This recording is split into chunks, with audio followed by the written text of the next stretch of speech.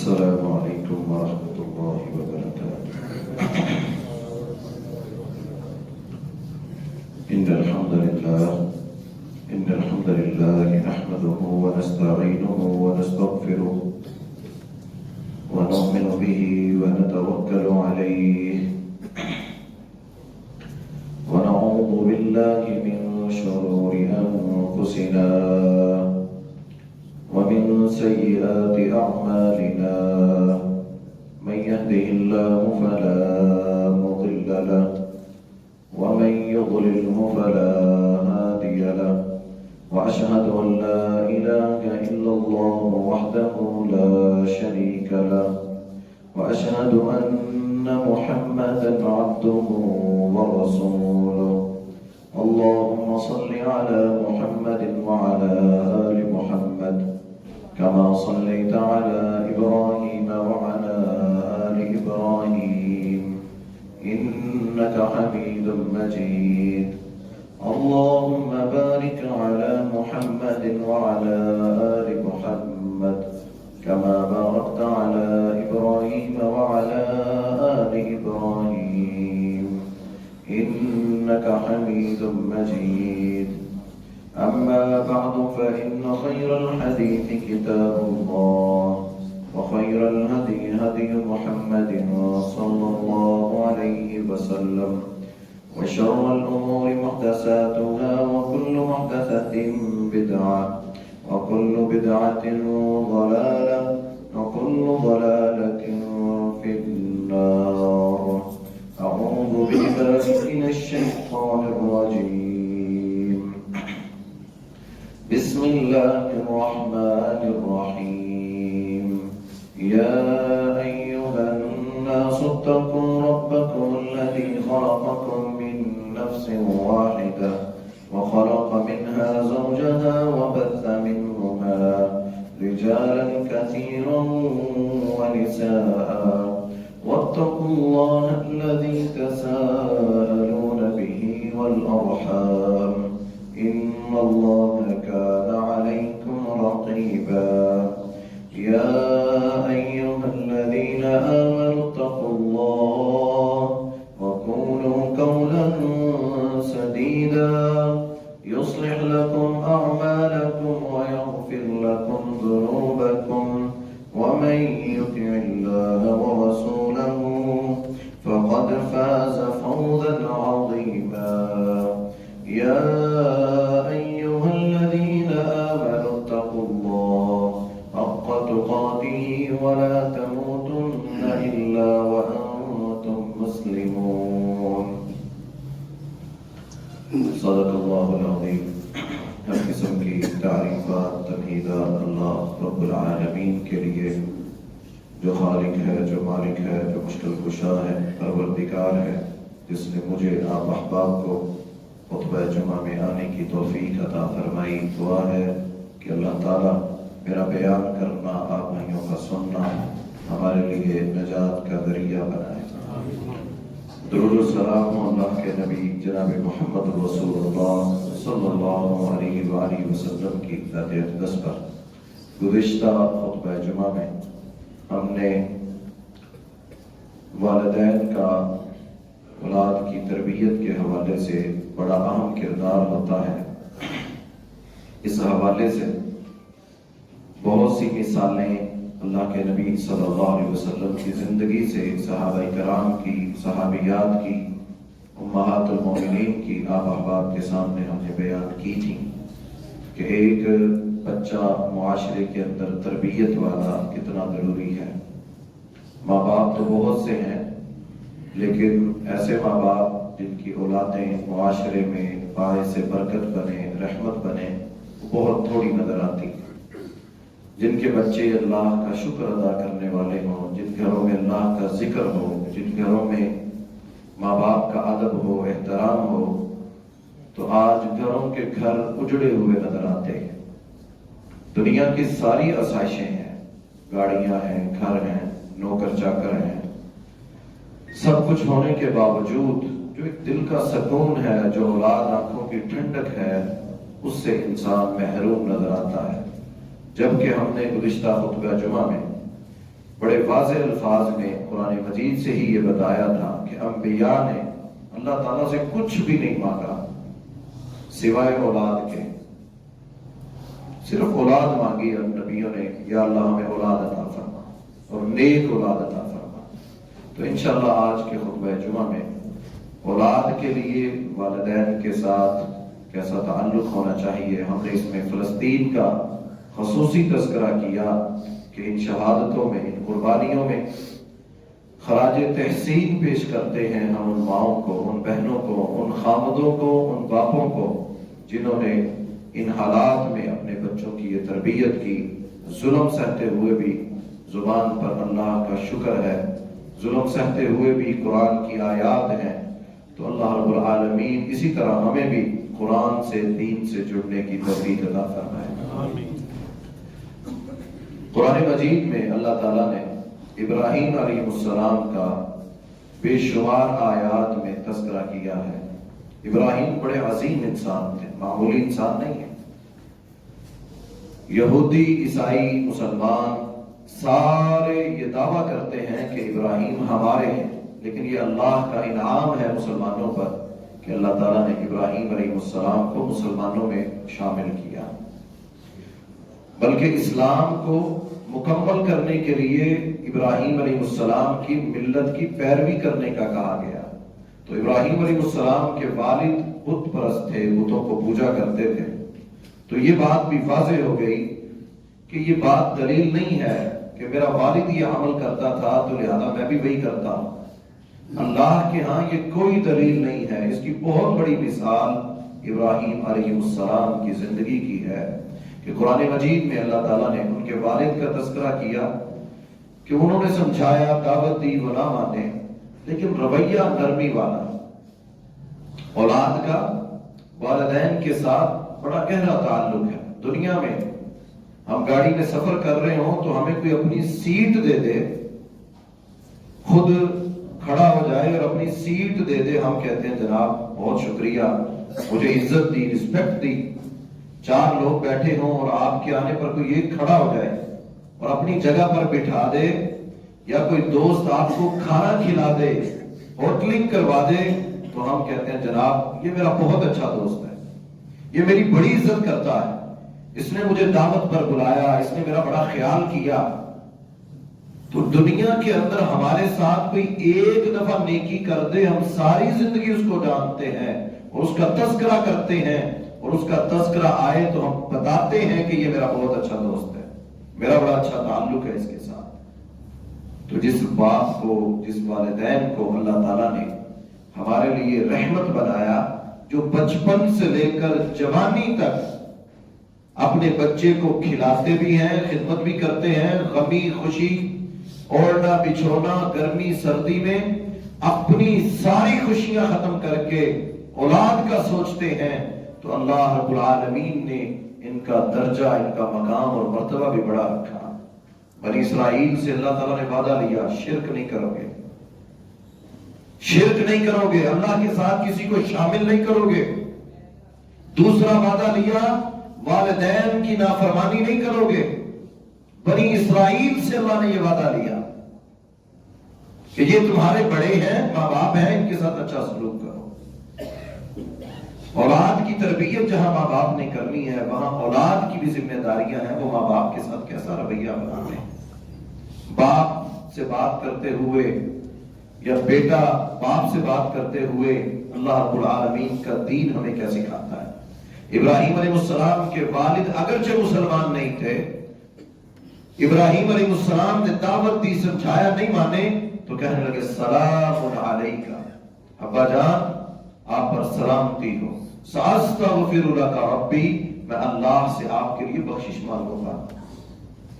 اور کوئی شکوہ نہیں کہ آپ تو مان جائیں، میں آپ کا بیٹا ہوں. مؤدبانہ انداز میں اللہ تعالیٰ نے وہ کلمات قرآن بنا کر نازل کیے اور ہمیں سمجھا دیا. اور آپ دیکھیں سلیمان علیہ السلام، دنیا میں اللہ تعالیٰ نے چند لوگوں کو حکومتیں دی، پوری زمین پر، پوری زمین کی حکومت اللہ کی ہے، اس کے سوا کسی کی نہیں.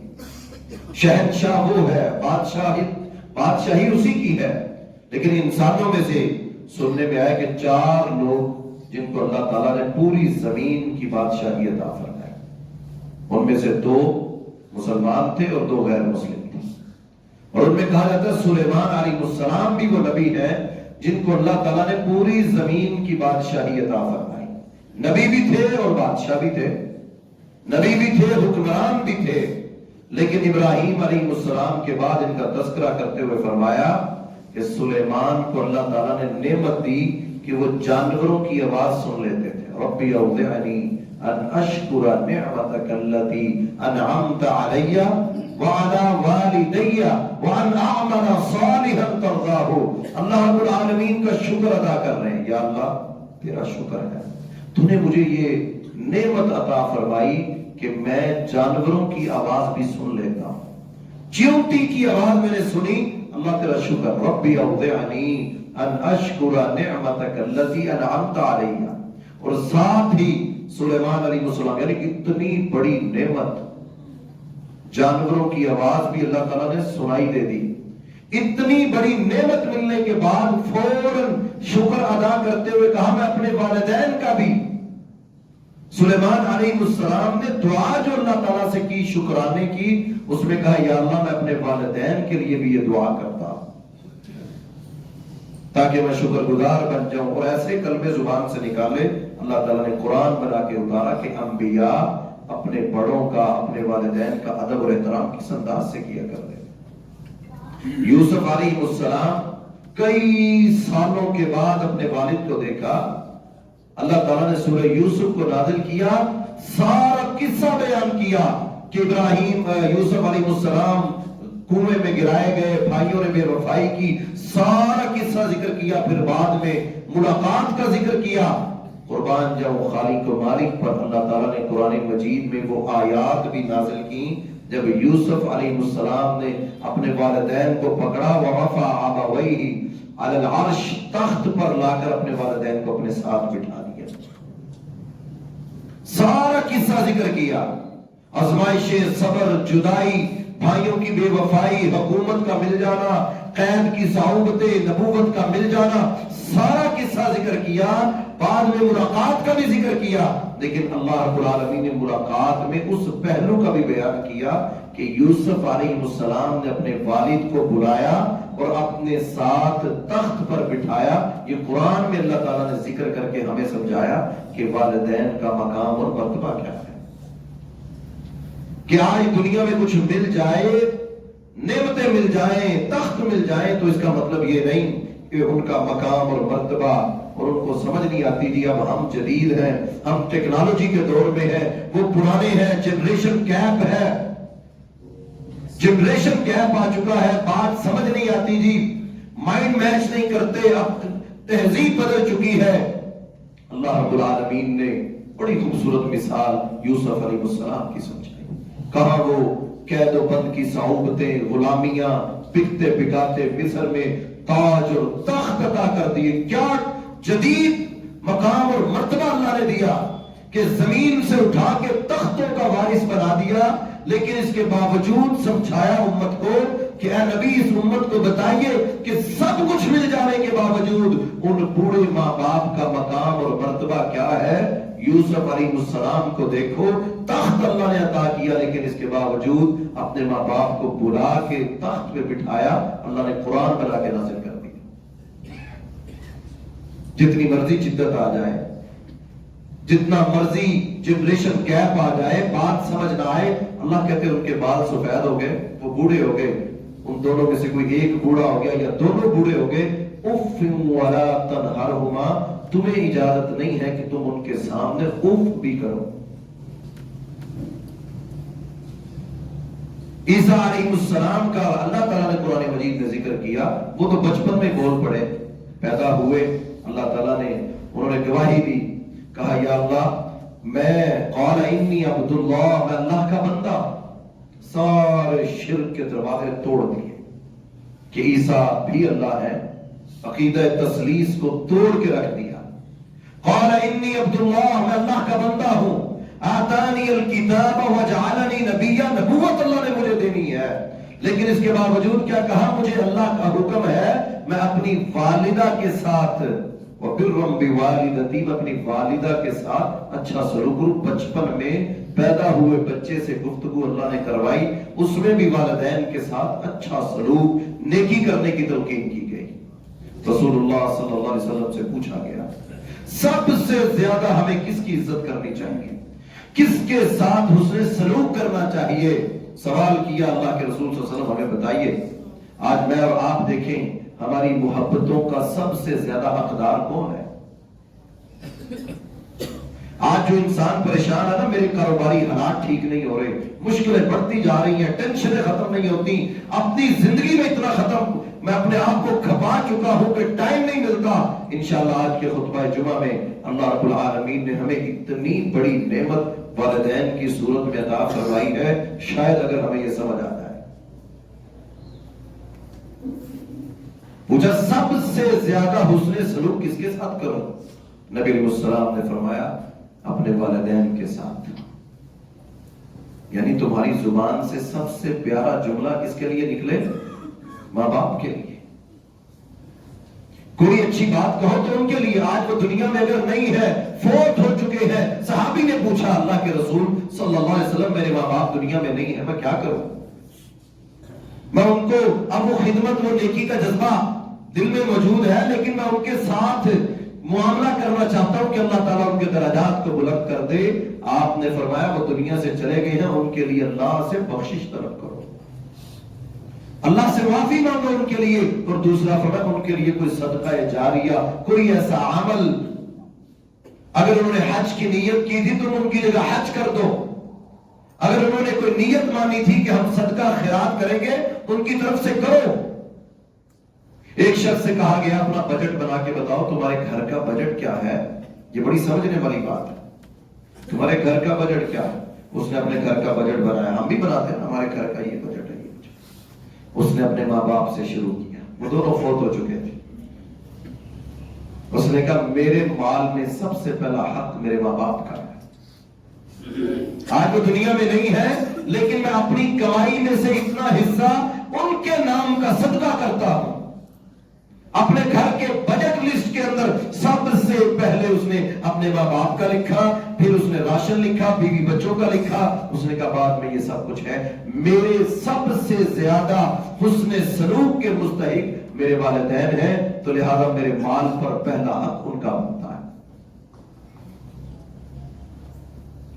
مشکلات میں پھنسا ہوا وہ شخص جس کو کوئی رستہ نظر نہیں آ رہا تھا، غار میں پھنس گیا، اللہ کے رسول صلی اللہ علیہ وسلم نے فرمایا اس کو موت نظر آ رہی تھی کہ اب یہاں سے کیسے نکلیں گے، نہ کوئی مشینری، نہ موبائل، نہ نیٹ ورک، غار میں پھنسے، کسی کو پتہ ہی نہیں، پتھر آ کر غار کے منہ پہ، موت کے منہ کے اندر مشکل میں پھنسے ہوئے شخص نے اللہ کے سامنے ہاتھ اٹھا کر کہا یا اللہ، ایک دن بکریاں چرا رہا تھا، دور نکل گیا، رات کو واپس آیا، دودھ کا پیالہ ہاتھ میں پکڑا ہوا تھا، میرے ماں باپ سو گئے تھے، میرے بچے روتے روتے سو گئے، لیکن میں نے کہا نہیں، میرے مال پر پہلا حق میرے ماں باپ کا ہے، میں نے ان کے لیے کھڑا رہا حتیٰ کہ صبح ہو گئی۔ اللہ کے نبی صلی اللہ علیہ وسلم نے فرمایا اس غار میں پھنسے 3 لوگوں میں سے ایک نے اپنی نیکی اللہ کے سامنے یہ پیش کی کہ یا اللہ، میں نے اپنی زندگی میں یہ ایک عمل کیا تھا کہ میں پھنس چکا تھا، کوئی رستہ نہیں ہے نکلنے کا، یا اللہ ایک نیکی ایسی نظر آتی ہے، دور نکل گیا، واپس آیا، ماں باپ سو گئے، بچے دودھ مانگ رہے تھے، میں نے ان کو سلا دیا، میرا دل گوارا نہ کیا کہ ماں باپ کے حلق سے جب تک دودھ نیچے نہیں جاتا اولاد کے منہ بھی نہیں جائے گا، کہ اللہ میں نے اپنے ماں باپ کو یہ مقام اور مرتبہ اور عزت دی، کہ اللہ اگر تیرے نزدیک یہ نیکی ہے، میرا عمل ہے، اللہ تو اس کو قبول کرتا ہے تو مجھے بھی اس مشکل سے نکال دے۔ پتھر نیچے ہٹا، وہ نکل گئے۔ یہ واقعہ رسول اللہ صلی اللہ علیہ وسلم نے امت کو سنایا، ہمیں سنایا، سمجھایا ان کا مقام، ان کا مرتبہ کس انداز کا ہے، کہ ہر مشکل میں پھنسا شخص جو سمجھتا ہے میں بڑی محنت کرتا ہوں، بڑا جان لگاتا ہوں، لیکن میرے معاملے سیٹ نہیں ہوتے، میرے گھر میں برکت نہیں آتی، میرے کاروبار میں رکاوٹیں ختم نہیں ہوتی، وہ یہ عمل جو رسول اللہ صلی اللہ علیہ وسلم نے بتایا امت کو، اس پر عمل کر کے دیکھ لے، انشاءاللہ دیکھیے گا آپ کے بجٹ میں، آپ کے گھر میں اللہ کیسی برکت عطا فرمائے گا۔ ایک شخص کہتا ہے میری عمر بڑھ جائے، میرے رزق میں اضافہ ہو جائے۔ ہر شخص چاہتا ہے نا اللہ مجھے عمر دے تو لمبی دے، لیکن عمر ایسی ہو کہ اللہ تعالیٰ اس میں دین بھی عطا فرمائے، نیکیاں کرنے کی سمجھ بھی، اور اللہ تعالیٰ اس پر استقامت اختیار کرنے کی بھی توفیق عطا فرمائے۔ ہر شخص چاہتا ہے میری عمر بڑھ جائے، رزق میں اضافہ ہو جائے، کمی نہ ہو، محتاجگی نہ ہو کسی کی۔ رسول اللہ صلی اللہ علیہ وسلم نے فرمایا جو شخص یہ چاہتا ہے، اللہ کے رسول کی بات جھوٹی نہیں ہے، آپ کی کہی ہوئی بات، ہر منہ سے نکلا ہوا قول اللہ کی طرف سے ہے۔ کتنی خوبصورت بات کی، کہا جو شخص یہ چاہتا ہے اللہ میری عمر کو لمبا کر دے اور میرے رزق میں اضافہ کر دے، تو رسول اللہ صلی اللہ علیہ وسلم نے فرمایا کہ اس کو چاہیے کہ وہ اپنے ماں باپ کی خدمت کرے۔ خوبصورت نسخہ بتا دیا۔ ابو ہریرہ رضی اللہ تعالیٰ عنہ کہتے ہیں میری والدہ بوڑھی ہو چکی تھی، بڑی خوبصورت داستان ہے ابو ہریرہ رضی اللہ تعالیٰ عنہ کی۔ اللہ موقع دے ہمیں کہ ہم صحابہ کرام کو پڑھیں، ہمارے آئیڈیل ہوں۔ اسلام قبول کیا، حدیث کا شوق تھا، اللہ تعالیٰ شوق ہے، ہر ایک کو شوق لگ جاتا ہے، کوئی کوئنز جمع کرتا ہے، کسی کو کسی چیز کا شوق ہے، فارغ ٹائم وہ کیسے گزارتا ہے۔ آج تو ماحول نہیں ہے نا، اکثر بچوں سے پوچھیں آپ کے ماں باپ کیا کرتے ہیں، وہ کہتے ہیں اکثر ٹائم تو وہ ٹک ٹاک ہی دیکھتے ہیں، ان کا زیادہ وقت تو ٹک ٹاک پہ گزرتا ہے۔ گھروں میں ماحول یہ ہے نا۔ ابو ہریرہ رضی اللہ تعالیٰ عنہ کو شوق تھا حدیث سننے کا، حدیثیں یاد کرتے تھے۔ اللہ تعالیٰ نے حدیث کا سب سے بڑا امام ابو ہریرہ رضی اللہ تعالیٰ عنہ کو بنایا۔ جتنی حدیثیں آپ بیان کریں، بخاری، مسلم، ابو داؤد، ترمذی، نسائی، ساری حدیث کی کتابیں اٹھائے ابو ہریرہ رضی اللہ تعالیٰ عنہ۔ کبھی رسول اللہ صلی اللہ علیہ وسلم کو میں نے یہ کرتے ہوئے دیکھا، میں نے سنا، میں آپ کے ساتھ تھا، میں اس مجلس میں تھا، اللہ کے نبی صلی اللہ علیہ وسلم کو دیکھا۔ کہتے عالم یہ تھا کہ مدینہ کے اندر بے ہوشی کے عالم میں پڑے ہوتے ابو ہریرہ رویا کرتے تھے، رو رہے تھے۔ کسی نے پوچھا ابو ہریرہ رو کیوں رہے ہو؟ کہا آج میں اپنے ہاتھ میں یہ ریشمی رنگ کا رومال دیکھتا ہوں تو مجھے ابو ہریرہ کا وہ وقت یاد آتا ہے جب میں نے اسلام قبول کیا، غربت دیکھی، ہم نے سختیاں دیکھی، آزمائشیں دیکھی، اور ایک وقت ایسا بھی تھا مدینہ میں لوگ میرے اوپر سے گزر جاتے تھے، بھوک کی وجہ سے میں گلیوں میں پڑا ہوتا تھا۔ کہتے میری والدہ بیمار ہو گئی، بوڑھی خاتون، میں ان کی خدمت کرتا تھا۔ ہر سال میں نیت کرتا تھا میں نے حج پہ جانا ہے، ہر سال میں نیت کرتا تھا میں نے حج پہ جانا ہے، لیکن میرے والدین بوڑھے تھے، ان کی خدمت کرنے والا میں اکیلا تھا۔ ابو ہریرہ رضی اللہ عنہ کہتے ہیں میں انتظار کرتا رہا کب مجھے اللہ موقع دے۔ بیت اللہ میں حج کی وہ زیارتیں، حدیثیں سنی تھی، حج کا مقام اور فضیلت، وہ پیدا ہونے والے بچے کی طرح انسان ہو جاتا ہے، سارے گناہ مٹ جاتے ہیں۔ اب اتنا عظیم عمل، لیکن گھر میں ماں بوڑھی اس کی خدمت کرتے رہے۔ اللہ رب العالمین نے ابو ہریرہ رضی اللہ تعالیٰ عنہ کو جہاں حدیث کا امام بنایا، وہاں ان کو اللہ نے وہ نعمت عطا فرمائی۔ ابو ہریرہ کہتے ہیں جب میری والدہ دنیا سے چلی گئی، میں ان کی خدمت کرتا رہا، حج نہ کر سکا، اس کے بعد میں نے حج کیا۔ کہتے ہیں اس کے بعد اللہ تعالیٰ نے مجھے مدینہ کا گورنر بنا دیا، پورا مدینہ میرے اندر تھا، میں فیصلے کرتا تھا، حدیث کا امام بنایا، حج کی سعادت بھی اللہ نے عطا فرمائی، میری عمر بھی لمبی فرما دی۔ کہتے میں اپنے گھر میں اپنے والدین کی خدمت کیا کرتا تھا۔ یہ ابو ہریرہ رضی اللہ عنہ، اویس قرنی، ہم نے یہ اپنے خطبات میں کئی دفعہ واقعات بیان کیے۔ عمر بن خطاب ڈھونڈا کرتے تھے، آنے والوں سے پوچھا کرتے تھے اویس قرنی تمہارے اندر ہے؟ رحمہ اللہ کہا نہیں، پوچھا کرتے، ایک نے کہا ہاں ہمارے اندر ہے، تو کہا میرے لیے دعا کر دو۔ کیوں؟ کہا میں نے اللہ کے رسول صلی اللہ علیہ وسلم سے سنا تھا کہ عمر اویس سے ملو تو اس سے اپنے لیے دعا کروانا، کہ کسی شخص، یعنی کتنا وہ عظیم انسان ہے جو ماں باپ کے ساتھ حسن سلوک کرتا ہے، اس کی دعائیں بھی اللہ رد نہیں کرتا، وہ جو اللہ سے مانگے اللہ اس کو عطا کر دیتا۔ عمر بن خطاب، اللہ کے رسول صلی اللہ علیہ وسلم کہتے ہیں عمر تو جس راستے سے آتا ہے شیطان راستہ چھوڑ دے، عمر تو جنت میں میرے ساتھ ہوگا، عمر فی الجنہ، عمر تو ہے ہی جنتی، یا اللہ عمر مجھے عطا کر دے۔ عمر کو مانگ کے لیا، اگر میرے بعد کوئی نبی ہوتا تو عمر ہوتا۔ یہ مقام اور مرتبے اور رتبے پانے کے باوجود عمر کہتے میں ڈھونڈا کرتا تھا کہ اویس تم میں ہے، کیوں؟ کہا اویس اللہ کے نبی صلی اللہ علیہ وسلم سے میں نے سنا کہ تو اپنے والدین کی خدمت کرتا تھا، میرے لیے دعا کر دے۔ آج مشکلات میں پھنسے، پریشانیوں میں پھنسے ہوئے لوگ آج یہ اپنے گھر والوں کے ساتھ، ماں باپ کے ساتھ اچھا سلوک کر کے دیکھیں۔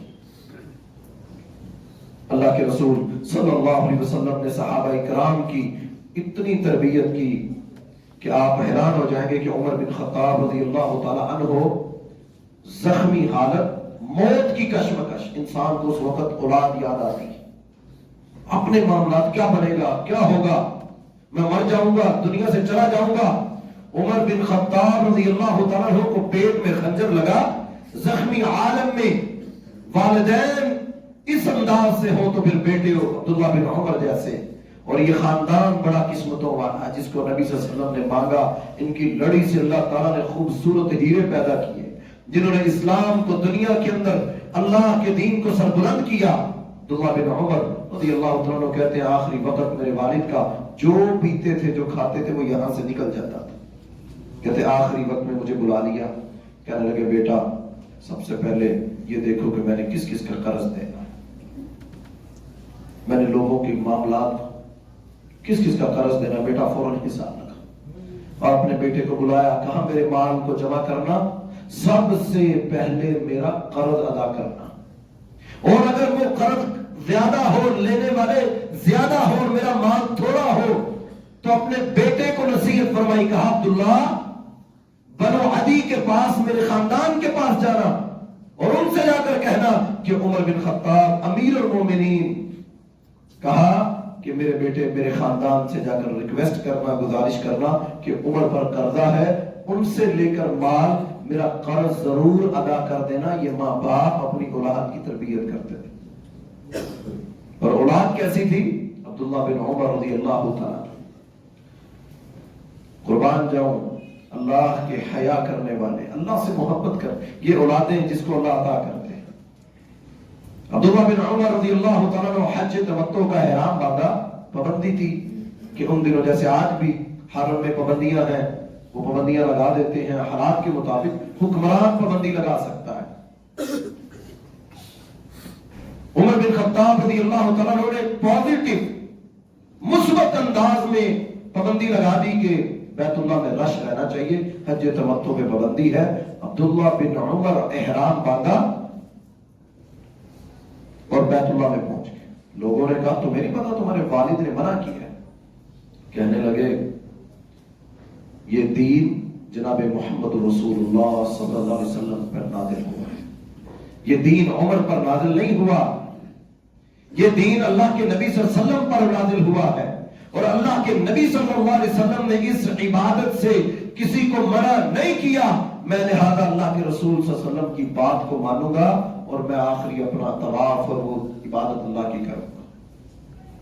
لوگ گئے، عمر بن خطاب رضی اللہ عنہ کہا امیر المومنین آپ کا بیٹا آپ کی مخالفت میں ہے۔ کہا عبداللہ کہتا کیا ہے؟ کہا وہ کہتا ہے کہ یہ دین اللہ کے نبی صلی اللہ علیہ وسلم پر نازل ہوا ہے،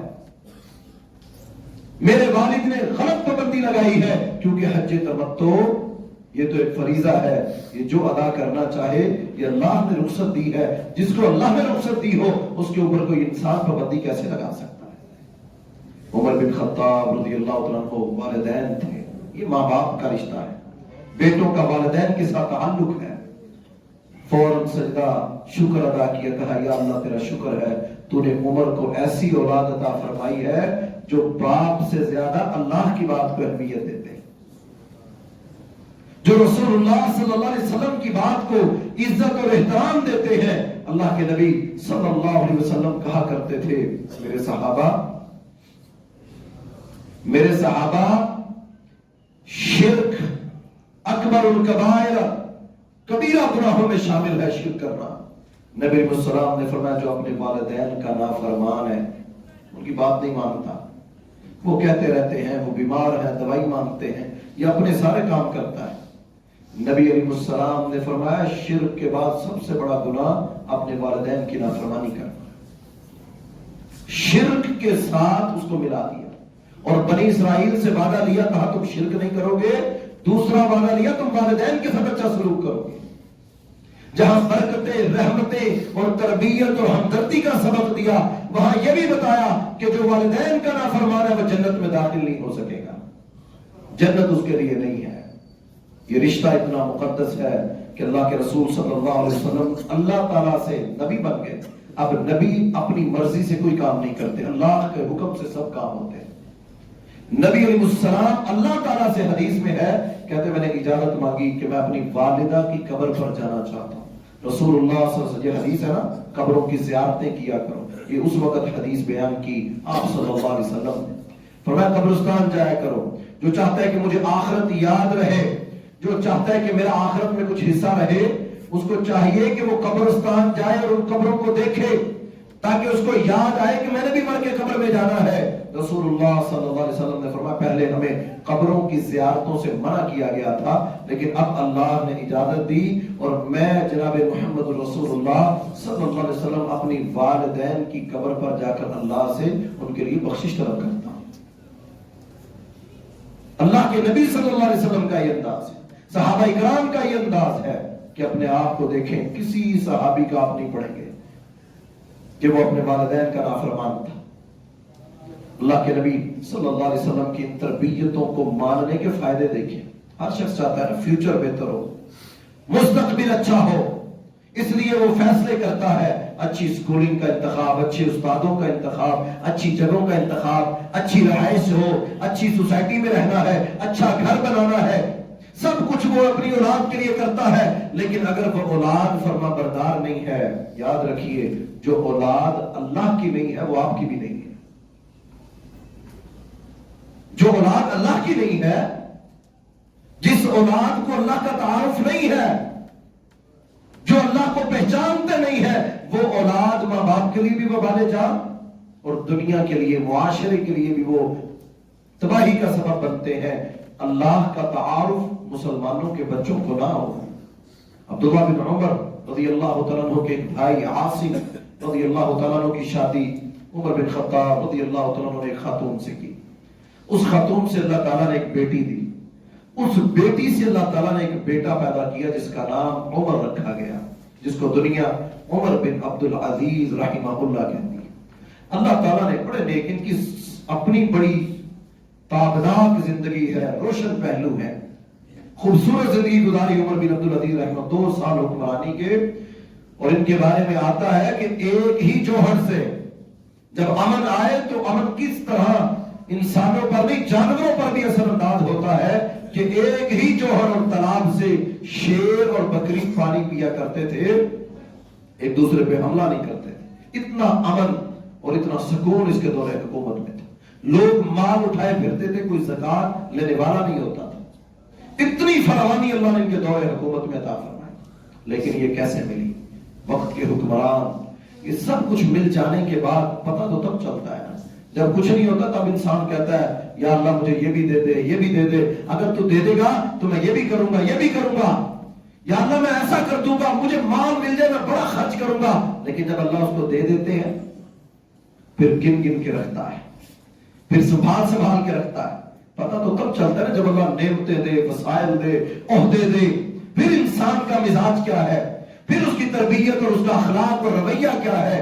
عمر بن عبدالعزیز رحمہ اللہ وقت کے حکمران، کتنی بڑی سلطنت کو چلانے والے، اللہ تعالیٰ نے بیٹے اور اولاد بھی کیا خوبصورت عطا فرمائی۔ باپ نیک ہو تو اولاد میں بھی اس کے اثرات آتے ہیں۔ اگر باپ اللہ کا نافرمان ہے، اگر باپ کو اللہ کا پتہ نہیں ہے، اگر والدین نے کبھی بیٹوں کو کہا ہی نہیں کہ بیٹا ہمیشہ اللہ سے ڈرتے رہنا، بیٹا ہمیشہ عبادتیں کرتے رہنا، بیٹا میں مر بھی جاؤں تو یہ نیکی کے راستے نہ چھوڑنا، پھر ایسی اولادیں ماں باپ کے لیے جنت میں جانے کا ذریعہ بن جاتی ہے۔ عبداللہ بن عمر کے خاندان، عمر بن خطاب رضی اللہ تعالیٰ عنہ کے خاندان میں دیکھیں یہ نسل کیسے چلی۔ اللہ تعالیٰ نے عمر بن عبدالعزیز رحمہ اللہ کو ایک بیٹا دیا، جس کا نام عبد الملک رکھا گیا. عبد الملک 20 سال سے کم عمر میں، 20 سال کی عمر میں شاید یہ وفات، جوانی میں اللہ کو پیارے ہو گئے. اب یہ بیٹا کیسا ہے؟ ان کا ایک کزن، ہمارے یہاں بھی کزن ہے نا، خالہ کا بیٹا، چچا کا بیٹا، ایک دوسرے کے گھروں میں جاتے ہیں. ہمارے شوق کیا ہیں، ہم کیا پلان کرتے ہیں، ہم ٹائم پاس کرنا ہو تو کیسے کرتے ہیں. یہ تربیتیں ہیں گھروں میں، یہ ماحول ہے. ماحول میں ڈسکشن کیا ہوگی؟ غیبتیں، چغلیاں، خاندانوں کی برائیاں، لڑائی جھگڑے، سیاسی پارٹیاں. آئیے دیکھیے، میں آپ کو 2 کزنز کا رشتہ بتانے لگا. وقت کے حکمران کا بیٹا، مال و اسباب ہے، جاہ و جلالت ہے، سب کچھ اللہ نے عطا کیا، لیکن اس کے باوجود آپ انداز دیکھیے. عبد الملک بن مروان کے گھر میں ان کا کزن آیا رات رہنے کے لیے کہ میرے چچا کا گھر ہے تو میں اپنے چچا کے گھر میں رات رہتا ہوں. رات رہنے کے لیے جس کمرے کا انتخاب ہوا وہ اپنے ہی کزن کا، دونوں ہی کمرے میں سو گئے. تو چچا زاد بھائی کہتا ہے کہ میں سو گیا، تھکا ہوا تھا. خود بیان کرتا ہے، ان کی سیرت میں ایک واقعہ موجود ہے. کہتا رات کو میں اٹھا تو میں نے دھیمی دھیمی آواز میں کسی کو قرآن پڑھتے ہوئے سنا. 20 سال سے چھوٹا، وقت کے حکمران کا بیٹا، تاج اور تخت اس کے پاس، دنیا کے عیش و آرام اس کے گھر میں، نعمتیں اور وسائل، سب کچھ. یہ اصل سکون ہے. اگر عمر بن عبدالعزیز کو نہیں پتا کہ میرا بیٹا رات کو اٹھ کے تہجدیں پڑھتا ہے، باپ گواہیاں نہیں دیتا جا کے بیٹوں کی کہ جناب میں باپ کہتا ہوں میرا بیٹا بڑا شریف ہے، بہت اچھا ہے. بیٹوں کا کردار کیسا ہے کزن بیان کرتا ہے. اور آج میں ممبر پر کھڑا کئی 100 سال پہلے کا یہ واقعہ آپ کو سنا رہا ہوں کہ عبد الملک کے بارے میں ان کا کزن کہتا ہے، چچا زاد بھائی کہتا ہے میں رات کو اٹھا، سورہ شعراء کی آیتیں افرأیتا، جس میں اللہ تعالیٰ کہتے کہ تم نے دیکھا نہیں کہ ہم کئی بندوں کے درمیان قیامت کے دن فاصلہ ڈال دیں گے، کوئی چیز ان کے کام نہیں آئے گی. کہا میں نے غور سے سنا سورہ شعراء کی آیتیں. عبد الملک نوجوان 17-18 سال عمر، دھیمی آواز میں پڑھ رہے کہ میں اٹھ نہ جاؤں، اور ساتھ ساتھ آہو پکار اور سسکیاں، زار و قطار روئی جا رہا ہے. کہتے کہ مجھے لگا، مجھے محسوس ہوا کہ جس انداز میں یہ رو رہا ہے کہیں اس کی سانسیں بند نہ ہو جائے، کہیں یہ فوت ہی نہ ہو جائے. کہتے میں فوراً اٹھ کے بیٹھا تو جس طرح کوئی نیند سے اٹھ کر کوئی بات کرتا ہے تو میں نے اٹھتے ہی کہا لا الہ الا اللہ والحمدللہ، تاکہ اس کو پتا چل جائے کہ میں اٹھ گیا. کہتے میں اٹھا تو وہ خاموش ہو گیا. اپنی نماز کو مکمل کیا، آنسوؤں کو صاف کیا. اور بیٹا کیا خوبصورت تھا، والدین خوبصورت تھے، تربیت خوبصورت تھی، رشتہ اتنا مقدس تھا کہ بیٹا اللہ تعالیٰ نے کیسا عطا فرمایا. فیصلہ ہوا بنو امیہ کی جائیدادیں، کیونکہ حکمرانوں نے بڑی لوٹ مار کی تھی. بنو امیہ میں کئی حکمران آئے جنہوں نے عوام کی چیزوں پر قبضہ کیا، عوام کے پیسوں سے جائیدادیں بنائی، وسائل جمع کیے، ان کے پلاٹوں پر، زمینوں پر قبضے کیے. بنو امیہ میں عمر بن عبدالعزیز رحمہ اللہ کا دور آیا تو وہ لوگ آ گئے، کہنے لگے کہ ان حکمرانوں نے ہماری زمینوں پر، جائیدادوں پر قبضے کیے، فلاں حکمران تھا اس کے دور میں یہ ہوا. عمر بن عبدالعزیز رحمہ اللہ نے علماء کو جمع کیا، کہا مجھے فتویٰ دو، کیا کروں. ان حکمرانوں کی غلطی تھی، وہ جانے وہ اللہ کو جواب دیں گے، میں اپنا جواب دے ہوں. میرے دور حکومت میں کوئی کسی کی زمین پر قبضہ نہیں کرے گا، کوئی کسی کے پلاٹ پر قبضہ نہیں کرے گا. میرے دور حکومت میں، میرے ہوتے ہوئے میری اولاد میں، میرے خاندان میں کوئی اگر زیادتی کرے مجھے بتاؤ، میں فیصلہ کروں گا. لیکن مجھ سے پہلے جنہوں نے جو کیا وہ ان کے اعمال. عمر بن عبدالعزیز رحمہ اللہ نے یہ جواب دیا. علماء نے کہا ہم آپ کو مشورہ دیں گے، اپنے بیٹے عبد الملک سے مشورہ کریں. بادشاہ وقت کو علماء نے مشورہ کیا دیا، اپنے بیٹے عبد الملک سے مشورہ کریں، آپ کو وہ بتائے گا. عمر بن عبدالعزیز رحمہ اللہ نے اپنے بیٹے کو بلایا اور کہا میرے بیٹے معاملہ آ گیا ہے، زمینوں پر قبضے ہیں اور پہلے حکمرانوں کے دور میں قبضے ہوئے اور آج میں حکمران بنا ہوں، میرے دور حکومت میں کچھ نہیں ہوا، پہلے لوگوں کے اعمال ان کے ساتھ، تو مجھے بتاؤ میرے بیٹے میں کیا کروں. عبد الملک نے جواب دیا، کہا ابا جان اللہ تعالیٰ ایسی اولادیں ہم سب کو عطا فرمائے، ایسے والدین اللہ تعالیٰ ہم سب کو عطا فرمائے جو آخرت کے ساتھ جڑے ہوئے ہیں. عبد الملک کہنے لگا ابا جان آج وہ مقدمہ لے کر آپ کی عدالت میں آ چکے ہیں، آپ کے سامنے ظالموں کا بتا چکے ہیں ہم پر ظلم ہوا، اور آج اگر آپ اس ظالمانہ فیصلوں کے خلاف عمل نہیں کروائیں گے تو قیامت کے دن آپ بھی جواب دیں گے۔ عبد الملک بن مروان، اللہ اکبر، عبد الملک بن عمر بن عبد العزیز رحمہ اللہ کے سامنے شکر ادا کیا، یا اللہ میرا بیٹا مجھے یہ نصیحت کر رہا ہے کہ ابا جان اگر آپ نے ان کا فیصلہ نہ کیا تو قیامت کے دن آپ بھی ان ظالموں کے ساتھ کھڑے ہوں گے۔ عمر بن عبد العزیز رحمہ اللہ نے فیصلہ کیا کہ جن کی زمینوں پر قبضے ہیں اور حکمرانوں نے کیے ہیں، جاؤ ان تمام رشتہ داروں کو، برادریوں کے پھٹوں کو مول لیا، کس لیے کہ یہ اللہ کی حکم کی خلاف ورزی ہے، اور فیصلے کی آج دنیا تاریخ میں ان کا نام روشن کر چکی ہے۔ 2 سالہ دور حکومت اور ان ظالمانہ فیصلوں کے خلاف ڈٹ کر مقابلہ کیا، اور بیٹا ان کا معاون تھا۔ ایک وفد آیا ملنے کے لیے امیر المومنین عمر بن عبد العزیز رحمہ اللہ سے کہ آپ سے ملاقات کرنے کے لیے کچھ لوگ آئے ہیں آپ سے ملاقات کرنے۔ کہا میں تھکا ہوں، سارا دن مجلسیں میٹنگیں لوگوں کے معاملات سن کر، بیٹے کو باپ نے جواب دیا، جیسے ہم بھی کہتے ہیں نا گھر میں کوئی مہمان آ جائے بیل بجا دے، جاؤ یار کہہ دو میں گھر پہ نہیں ہوں، تربیت ہے نا، میں ملنا نہیں چاہتا، فون بج رہا ہے وہ اٹھا نہیں رہا، حالانکہ اخلاقیات ہے۔ عبد الملک نے کہا ابا جان آپ کہہ رہے ہیں کہ میں عصر کی نماز کے بعد ان کی بات سنوں گا، مجھے ایک پیج پکڑے اس پر لکھ کر دیں کہ آپ عصر کی نماز تک زندہ رہیں گے۔ کوئی سوالی آپ کے دروازے، اللہ نے ذمہ داری لگائی ہے۔ اللہ ایسی اولادیں کب عطا کرتا ہے؟ جب والدین اپنے بچوں کی تربیت دین کے مطابق کرتے ہیں، پھر اللہ تعالیٰ، ورنہ یاد رکھیں بڑی سخت بات ہے لیکن سنانے لگا ہوں، اللہ کے رسول صلی اللہ علیہ وسلم کے پاس ایک صحابی آئے، کہنے لگے اللہ کے نبی صلی اللہ علیہ وسلم، عبداللہ بن عمر بن عاص بن وائل سہمی صحابی رسول ہیں، اپنے والد کا مقدمہ لے کر آئے۔ اللہ کے رسول میرا والد کافر تھا، مسلمان نہیں تھا، لیکن جاتے ہوئے ایک نصیحت کر گیا ہے، دنیا سے جاتے ہوئے ایک وصیت کر گیا ہے۔ وصیت یہ کر کے گیا ہے کہ 100 غلام آزاد کرنے ہیں، تو میرے ایک بھائی حشام بن عاص بن وائل نے 50 غلام، 2 بھائی تھے، کہا اس نے 50 غلام آزاد کر دیے، تو اب میں نے بھی 50 آزاد کرنے تھے کیونکہ والد دنیا سے جاتے ہوئے کہہ گئے، تو میں نے سوچا میں تو مسلمان ہوں، میں اللہ کے رسول صلی اللہ علیہ وسلم سے جا کر پوچھتا ہوں، اللہ کے رسول مجھے بتائیے مجھے یہ غلام آزاد کرنے چاہیے کہ نہیں کرنے چاہیے؟ اللہ کے نبی صلی اللہ علیہ وسلم نے پوچھا کہ تمہارا والد مسلمان تھا؟ کہا نہیں۔ وہ اللہ کو ایک الہ مانتا تھا؟ کہا نہیں۔ وہ اللہ کو نہیں جانتا تھا، عقیدہ توحید کا اس کو علم نہیں تھا، وہ ایک اللہ کو الہ نہیں مانتا تھا۔ رسول اللہ صلی اللہ علیہ وسلم نے منع فرما دیا کہ تمہارے 50 غلام آزاد کرنے کا تمہارے باپ کو کوئی اجر و ثواب نہیں ہوگا۔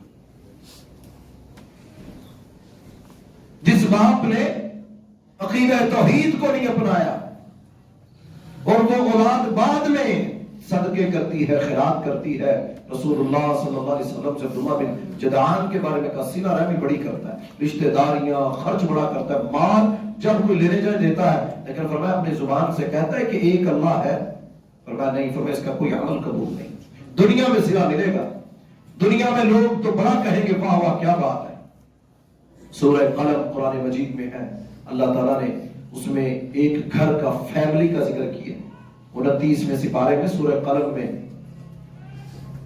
کہ باپ فوت ہو گیا، دنیا سے چلا گیا۔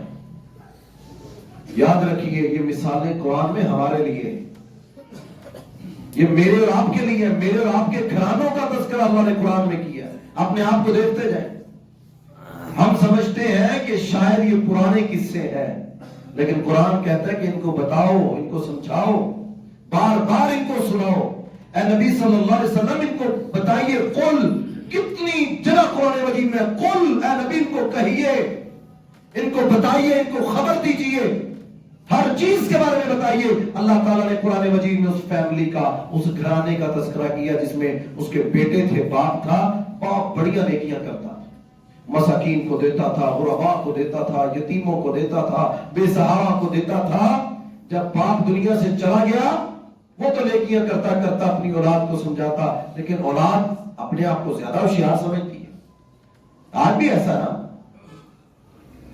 ماں باپ کو سمجھاتے ہیں، جی آپ کو نہیں پتا، ہمیں آپ سے زیادہ پتا ہے، وہ وقت اور تھا، وقت کی بات ہے۔ یاد رکھیے، وقت جو بھی ہو، اللہ کا حکم کیا ہے، ہمارا رب ہم سے کیا چاہتا ہے۔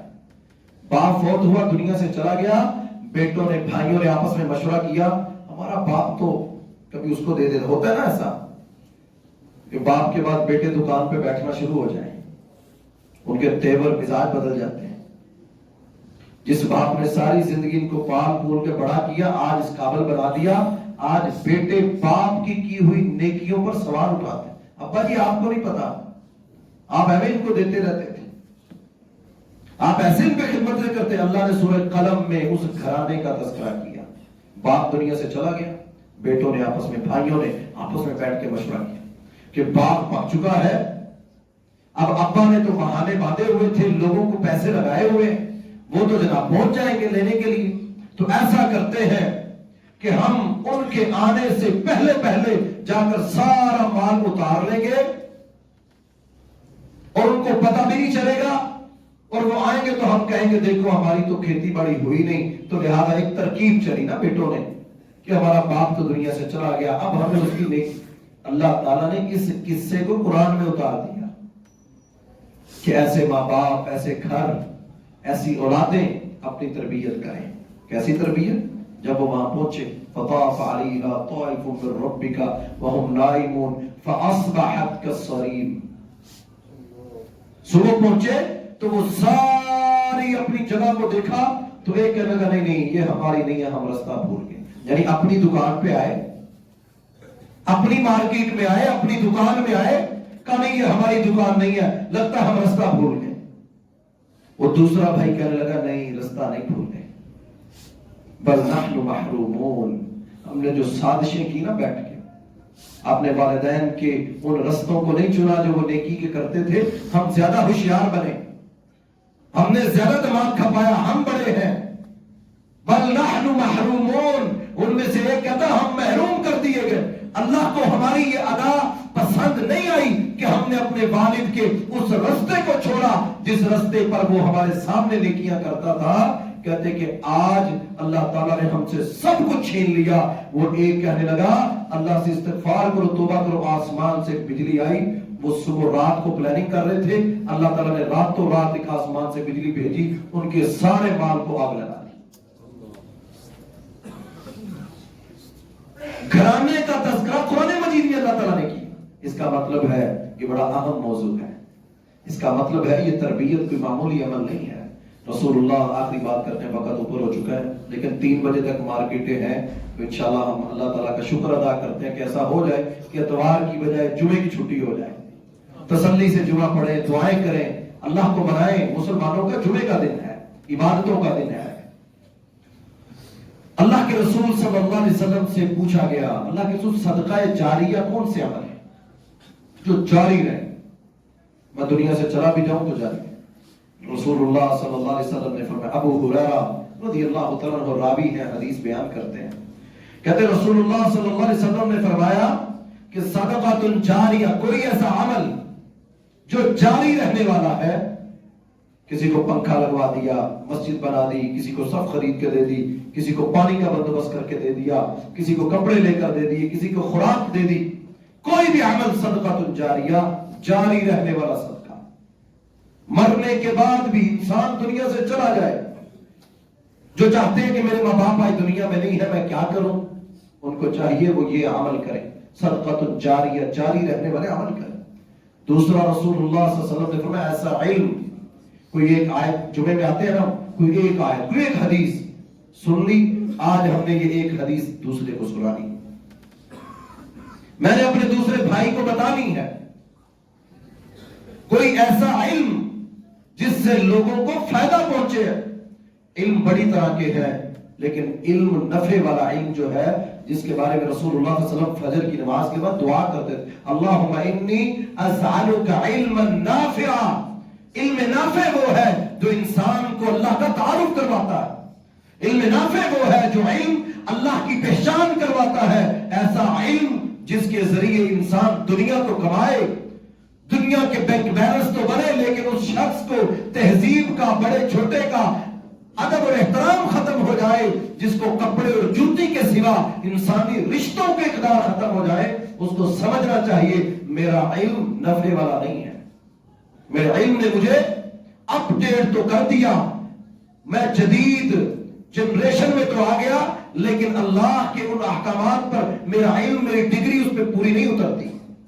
جو علم ہے نفع والا, فرمایا یہ شخص مر بھی جائے تو مرنے کے بعد جس کو اس نے یہ ہنر سکھایا, جس کو پڑھایا, جس کی تربیت اس نے کر دی, مر کر دنیا سے چلا جائے, قیامت تک جو انسان اس کے علم سے سیکھتے رہے, سکھاتے رہے, اس کے نامہ اعمال میں ان کا اجر و ثواب لکھا جاتا ہے. تو یہ 3 عمل ہے مرنے کے بعد. تیسرا بتایا کہ ایسی اولاد جس کو اولاد چھوڑتا ہے, انسان چھوڑتا ہے, جو اس کے مرنے کے بعد نیکیاں کرے. سب سے گزشتہ جمعے ہم نے بتایا تھا دنیا کا سب سے قیمتی سرمایہ اولاد ہے, باقی سب کچھ بعد میں. ہم اپنے گھروں میں ٹائم کتنا دیتے ہیں, اولاد کو کتنا ٹائم دیتے ہیں. ان کے پاس کبھی آدھا گھنٹہ ایسے بیٹھے ہیں کہ دنیا کی کوئی فکر نہ ہو کہ یہ ٹائم میں نے ماں باپ کو دیا, یہ میں نے ان کی خدمت کی ہے, یہ میں ان کے پاس بیٹھا ہوں, ہمارا دل کہ ہاں میں نے ان کے پاؤں دبائے ہیں, ان کو اف نہیں کی, وہ چل نہیں سکتے, آج میں ان کو اٹھائے پھرتا. یقین کریں بڑی بڑی عبادتیں کر کے بھی جو لوگ رتبے نہیں پاتے وہ ماں باپ کی خدمت کر کے لوگ پا لیتے. بڑے بڑے صدقے اور خیرات کر کے بھی جو لوگ مقام اور مرتبے نہیں پاتے وہ اپنے بوڑھے والدین کے وہ چند کلمے زبان سے نکلے ہوئے, یا اللہ میرے بیٹے کو کسی کا محتاج نہ کرنا, یا اللہ ان کو کوئی دکھ نہ دینا, یا اللہ ان کو کوئی کسی کے سامنے ہاتھ پھیلانے والا نہ رکھنا. اللہ کی قسم اللہ کے عرش پر یہ دعائیں جاتی ہیں. رسول اللہ صلی اللہ علیہ وسلم نے فرمایا والدین کے, باپ کے منہ سے نکلی ہوئی دعا اللہ رد ہی نہیں کرتا. یہ اتنا بڑا رتبہ اور مقام اور مرتبہ ہے. عمر بن خطاب رضی اللہ تعالیٰ عنہ, آخری بات ہے, بات ختم کرتے ہیں. والدین کے دوستوں کے ساتھ بڑا اچھا سلوک کیا. وہ دنیا سے چلے گئے, اب ان کا کوئی دوست مل جائے, کوئی ایسا مل جائے جس کے ساتھ میرے والدین کا تعلق بڑا اچھا تھا, ان کا ادب اور احترام کرنا. ایک بات سناتا ہوں, عبداللہ بن عمر کہتے ہیں, میں نے کہا نا یہ گھرانہ بڑا ہی خوبصورت گھرانہ. عبداللہ بن عمر اونٹ پر سواری کرتے تھے, یعنی سمجھے پراڈو رکھی تھی تو ساتھ ایک چھوٹی موٹر سائیکل یا کوئی اور سواری بھی ہوتی گھروں میں کہ چلیں یہ نہیں تو یہ استعمال کر لیں گے. تو عبداللہ بن عمر رضی اللہ تعالیٰ نے اونٹ کے ساتھ ایک گدھا رکھا تھا کہ اونٹ کی سواری ذرا مشقت والی, تھکا دینے والی بھی ہے, تو چلے قریب کے سفروں کے لیے گدھا رکھا. امامہ سر پہ باندھا ہوا, پگڑی باندھی ہوئی, اپنے گھر سے نکلے, سواری پر سوار ہوئے. ایک سامنے سے گاؤں دیہات کا عام سا شخص آتا ہوا دیکھا, اپنی سواری سے اترے, اس کو روکا, تم فلاں بن فلاں کے بیٹے ہو؟ اس نے کہا ہاں, وہ میرا والد تھا. اپنا امامہ اتارا, اس کے سر پہ رکھا, اپنی سواری سے اترے, اس کو اپنی سواری پہ بٹھایا کہ تم پیدل کیوں جا رہے ہو؟ اس کو کہا تم جاؤ, یہ لے جاؤ. اپنا امامہ سر کی عزت اس کے سر پہ رکھ دی, اپنی سواری اس کو دے دی. ایک ساتھی دیکھ رہا تھا, اس نے کہا عبداللہ گاؤں دیہات کا رہنے والا, تم اس کو چند درہم و دینار دے دیتے وہ خوش ہو جاتا, تم نے سواری دے دی, تم نے اپنی سر کی عزت امامہ دے دیا. عبداللہ تم نے یہ زیادہ کر دیا, اس سے کم میں وہ مان جاتا, وہ تمہارا شکریہ نہ. کہا نہیں, اس کا باپ میرے باپ عمر بن خطاب کا دوست تھا. کہا یہ میرے والد کے دوست کا بیٹا ہے, تو میں نے اس کو آتے ہوئے دیکھا تو مجھے یاد آیا کہ میرا باپ اس کے باپ کا دوست تھا, تو میرا دل چاہا کہ میں اس کے ساتھ نیکی کروں. تو جو میرے دل, وہ کیا نیکی کہ جو کچھ تھا پیش کر دیا. اپنے والدین کے رشتہ داروں کا ادب کرنا, ان کو عزت دینا, ان کو وقار دینا، یہ بہترین تربیت ہے۔ اللہ رب العالمین ہمیں صحیح معنوں میں عمل کی توفیق عطا فرمائے۔ اقول قولی ھذا استغفر اللہ لی ولکم ولسائر المسلمین۔